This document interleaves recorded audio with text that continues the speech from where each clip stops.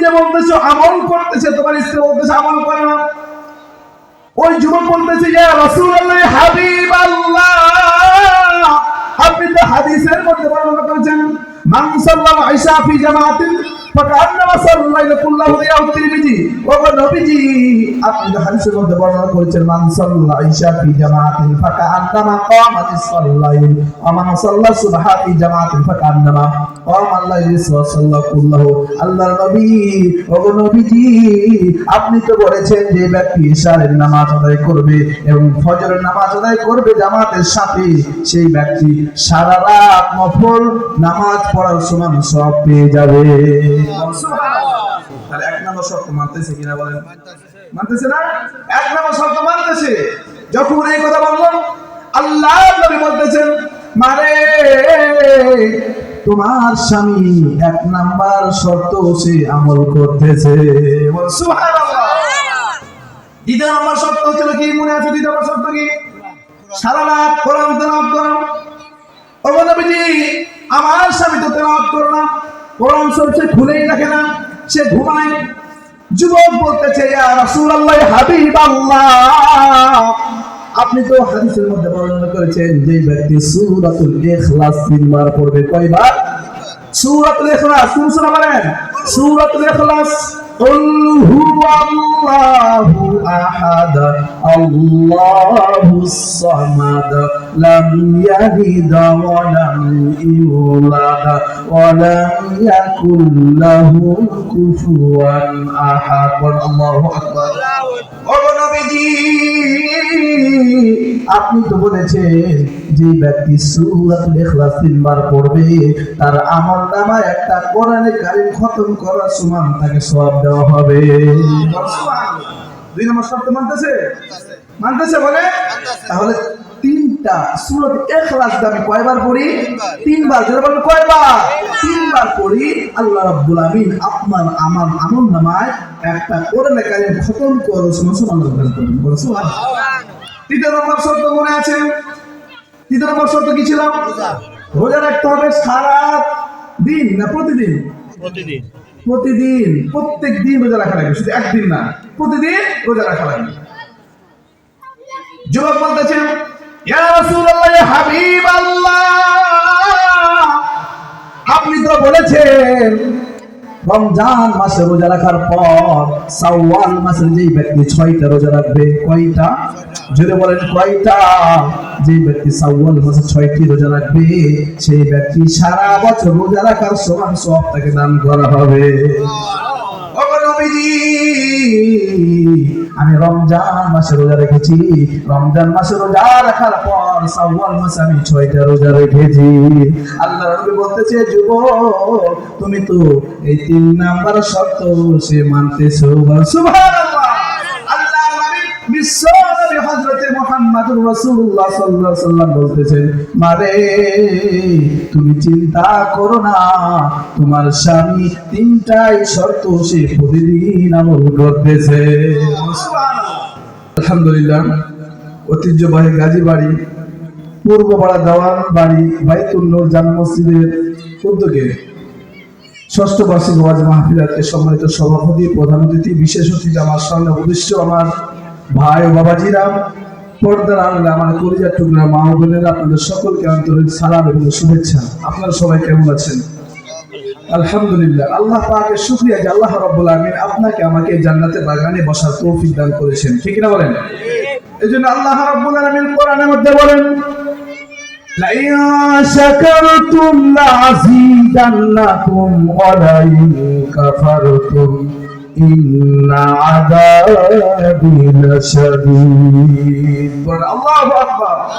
আল্লাহ রাব্বুল আলামিন সূরা ইব্রাহিমের 7 নম্বর আয়াত 13 নম্বর পারা 15 নম্বর পৃষ্ঠার মধ্যে বলেন ও পৃথিবীর মানুষেরা, তোমরা সর্ব অবস্থায় আমার নিয়ামতের শুকরিয়া আদায় করো। যেই ব্যক্তি আমার নিয়ামত পেয়ে নিয়ামতের শুকরিয়া আদায় করলো, আমি আল্লাহ পাক নিয়ামত বাড়িয়ে দেব। সুবহানাল্লাহ। সম্মানিত উপস্থিতি, আমরা শুকরিয়া আদায় করব কার? যেটা বলেন শুকরিয়া আদায় করব কার? আমাদের সৃষ্টি করেছেন কে? আমাদের রিজিক দেন কে? আল্লাহ রাব্বুল বলতেছেন বান্দা, আমি তোমাদেরকে এত নিয়ামত দান করেছি করেছি, তোমরা নিয়ামতের শুকরিয়া আদায় করো। তোমরা যদি আমার নিয়ামত পেয়ে নিয়ামতের শুকরিয়া আদায় করো, আমি আল্লাহ রাব্বুল আলামিন আরো নিয়ামতের মধ্যে বরকত দান করব। সুবহানাল্লাহ। এরপর বলা হচ্ছে ইন্না আযাবি লাশাদীদ, তোমরা যদি আমার নিয়ামতের শুকরিয়া আদায় না করো, আমি আল্লাহ রাব্বুল আলামিন নিয়ামতকে ছিনিয়ে নেব এবং আযাবে, কঠিন আযাবে গ্রেফতার করব। নাউযুবিল্লাহ। সম্মানিত উপস্থিতি, কয়েকটা গুরুত্বপূর্ণ কথা বলবো, শুধু শুনলেই হবে না, আমল নিয়ে তো শুনতে হবে, ঠিক কিনা?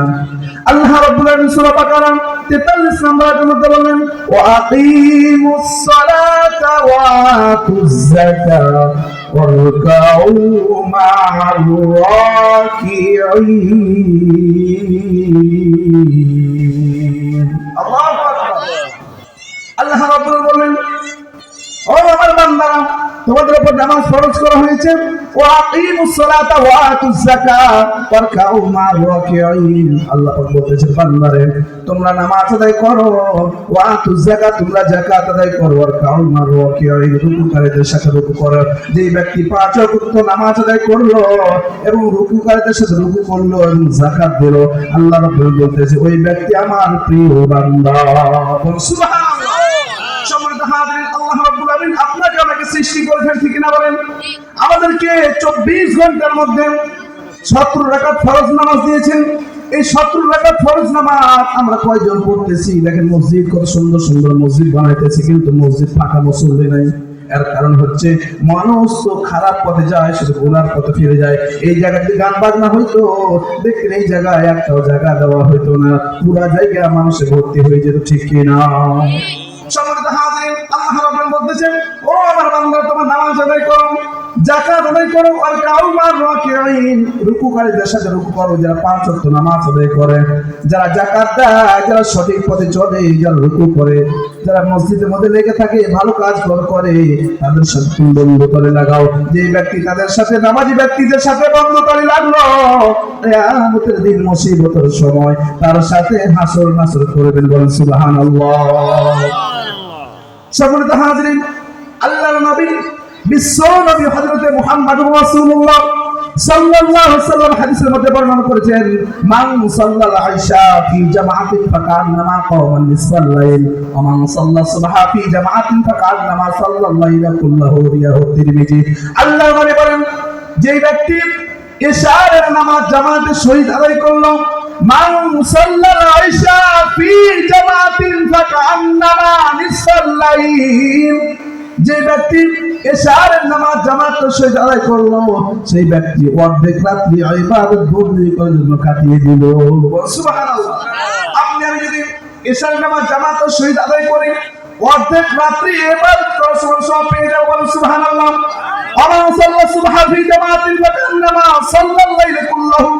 আল্লাহ নবী বলেন, যে ব্যক্তি ফজরের নামাজ জামাতের সহিত আদায় করলো, সেই ব্যক্তি পরিপূর্ণ রাত্রি ইবাদতে কাটিয়ে দেওয়ার সওয়াব পেয়ে গেল। সুবহানাল্লাহ।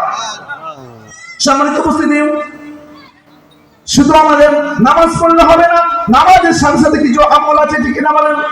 হাদিসের মধ্যে পাওয়া যায়, যেই ব্যক্তি ফরজ নামাজ আদায় করার পর আয়াতুল কুরসি পড়বে, সূরাতুল বাকারা 255 নম্বর আয়াত 3 নম্বর প্রথম নম্বর পৃষ্ঠার মধ্যে আছে, আল্লাহু লা ইলাহা ইল্লা হুয়াল হাইয়ুল কাইয়্যুম লা তাখুযুহু সিনাতুন ওয়া লা নাওম।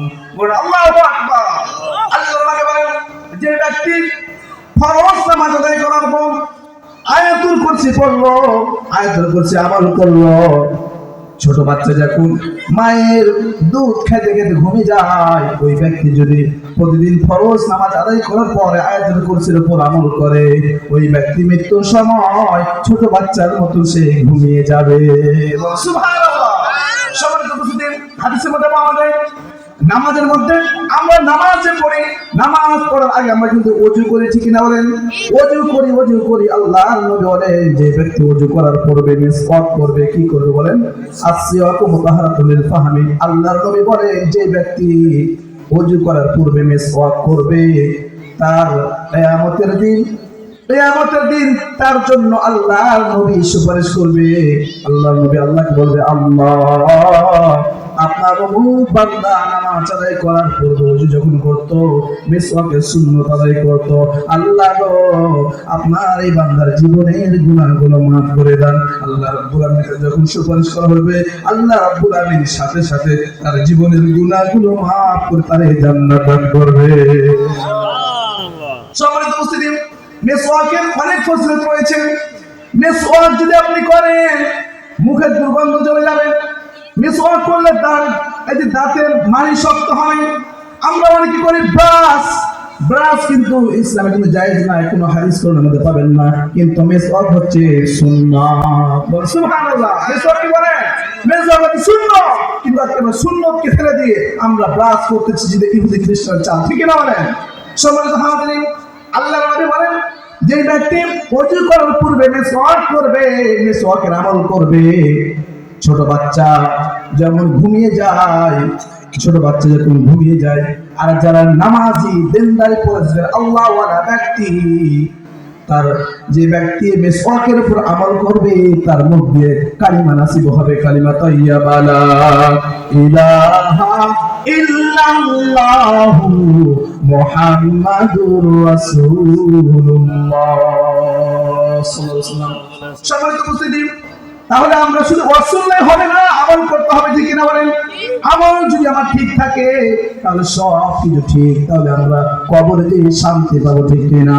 আর যদি আমাদের আমল না ঠিক থাকে, শুধু নামাজ পড়লাম মানুষকে দেখার জন্য, ওই নামাজ আল্লাহর দরবারে কবুল হইবে না, ঠিক না? তাহলে আমরা নামাজ পড়বো, ইবাদত বন্দেগি করবো কাকে খুশি করার জন্য? যারা বলেন কাকে খুশি করার জন্য? আল্লাহকে খুশি করার জন্য আমাদের নেক আমল করতে হবে, তাহলে ওই নেক আমল আল্লাহর দরবারে কবুল হয়ে যাবে। সুবহানাল্লাহ। সম্মানিত হাজিরিন, এক মহিলা সাহাবী বিবাহ করবে, বিবাহ করার জন্য আল্লাহর নবীকে বলেন, ইয়া রাসূলুল্লাহ, ইয়া হাবিবাল্লাহ, আমি বিবাহ করতে চাই, আমার জন্য একটা পাত্র দেখেন।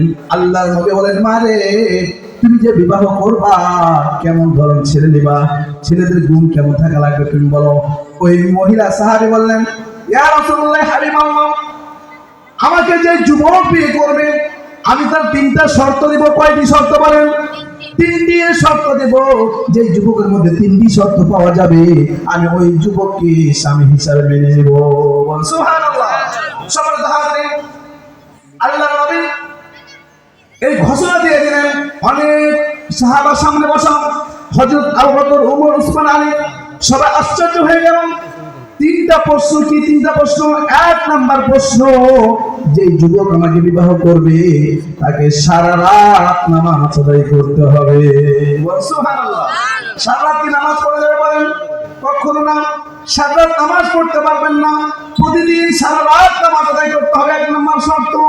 দুই নাম্বার শর্ত, প্রত্যেক রাত্রে একটা করে কোরআনে কারীম খতম করতে হবে। সুবহানাল্লাহ। শুধু একদিন না, প্রতিদিন একটা করে কোরআনে কারীম খতম করতে হবে। তিন নাম্বার শর্ত হচ্ছে যে আমাকে বিবাহ করবে তার তিন নাম্বার শর্ত হচ্ছে প্রতিদিন রোজা রাখা লাগবে। সুবহানাল্লাহ। প্রতিদিন কি রোজা রাখা সম্ভব? বলে এক মাস আমরা রমজান মাসে রোজা রাখি, সারাদিন রোজা রাখি, ক্লান্ত হয়ে যায়, শুয়ে থাকি মাগরিব থেকে এশা পর্যন্ত, মন যাচ্ছে না তারাবির নামাজ আদায় করার জন্য, শ্রান্ত ক্লান্ত, ঠিক না বলেন?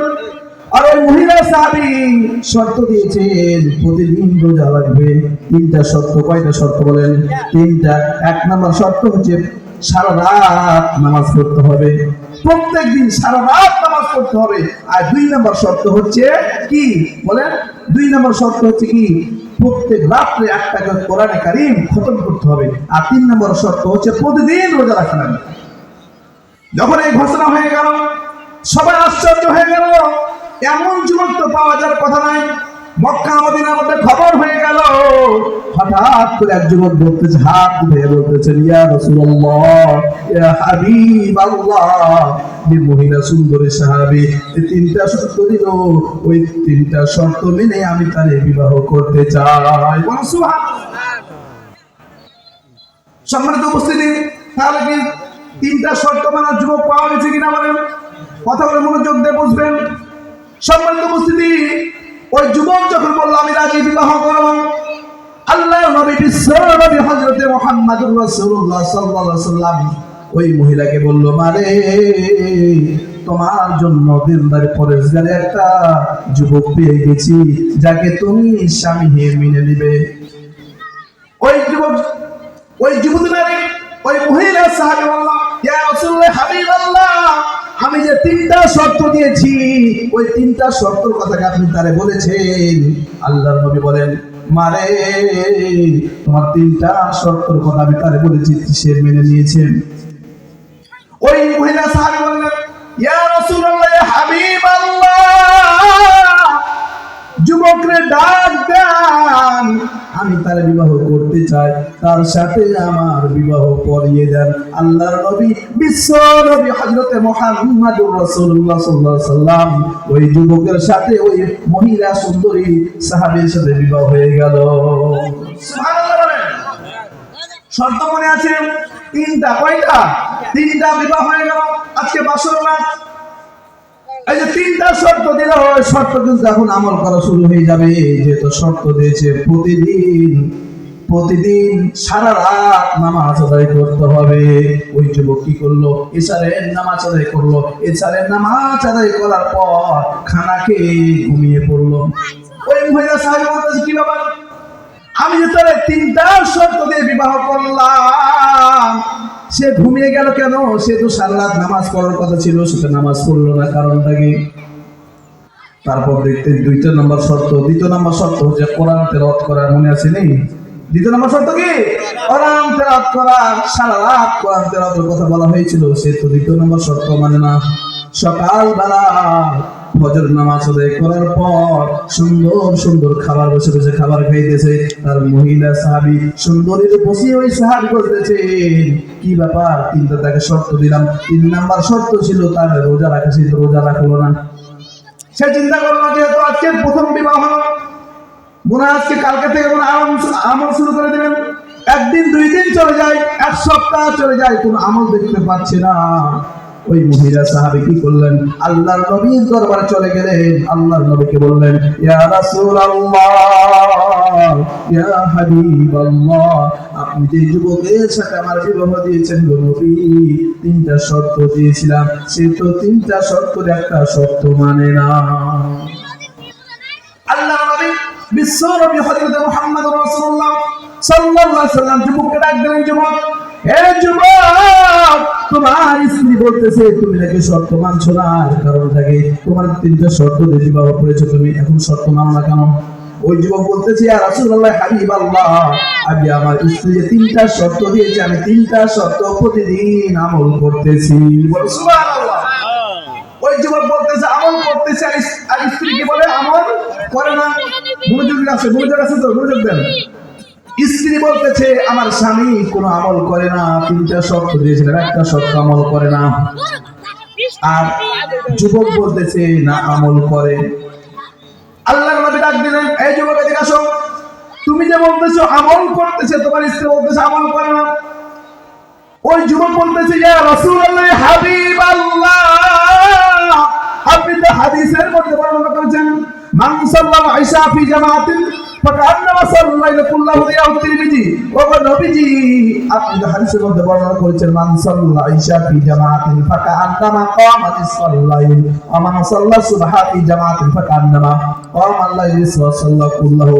আল্লাহর নবী, ও নবীজি, আপনি তো বলেছেন যে ব্যক্তি ইশারের নামাজ আদায় করবে এবং ফজরের নামাজ আদায় করবে জামাতের সাথে, সেই ব্যক্তি সারা রাত নফল নামাজ পড়ার সমান সওয়াব পেয়ে যাবে।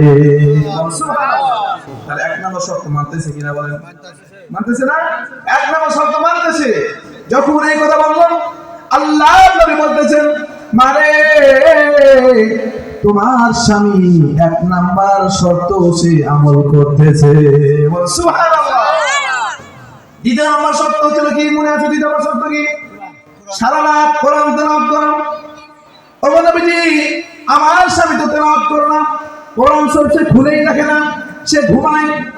যুবক বলতেছে, ইয়া রাসূলুল্লাহ হাবিবাল্লাহ, আপনি তো হাদিসের মধ্যে বর্ণনা করেছেন যে ব্যক্তি সূরাতুল ইখলাস 3 বার পড়বে। কয়বার? সূরাতুল ইখলাস। কোন সূরা বলেন? সূরাতুল ইখলাস। قل هو الله أحد الله الصمد لم يلد ولم يولد ولم يكن له كفوا أحد الله أكبر আপনি তো বলেছেন যে ব্যক্তি সূরাতুল ইখলাস 3 বার পড়বে তার আমলনামায় একটা কোরআনে কারীম খতম করার সমান তাকে সওয়াব দেওয়া হবে। সুবহানাল্লাহ। দুই নম্বর শর্ত মানতেছে বলে তাহলে 3টা সূরাতুল ইখলাস আমি কয়বার পড়ি? 3 বার। যারা বলেন কয়বার? 3 বার পড়ি, আল্লাহ রাব্বুল আমিন আপনার আমার আমলনামায় একটা কোরআনে কারীম খতম করার সমান দান করবেন। সুবহানাল্লাহ। 3 নম্বর শর্ত মনে আছে? 3 নম্বর শর্ত কি ছিল? রোজা রাখতে হবে সারা দিন না প্রতিদিন? প্রতিদিন, প্রত্যেক দিন রোজা রাখা লাগবে, শুধু একদিন না, প্রতিদিন রোজা রাখা লাগবে। যুবক বলতেছেন, ইয়া রাসূলুল্লাহ, ইয়া হাবিবাল্লাহ, আপনি তো বলেছেন রমজান মাসে রোজা রাখার পর শাওয়াল মাসে যেই ব্যক্তি 6টা রোজা রাখবে, কয়টা? জোরে বলেন কয়টা? যে ব্যক্তি শাওয়াল মাসে 6টি রোজা রাখবে সেই ব্যক্তি সারা বছর রোজা রাখার সমান সওয়াব তাকে দান করা হবে। ও নবীজি, আমি রমজান মাসে রোজা রেখেছি, রমজান মাসে রোজা রাখার পর শাওয়াল মাসে আমি 6টা রোজা রেখেছি।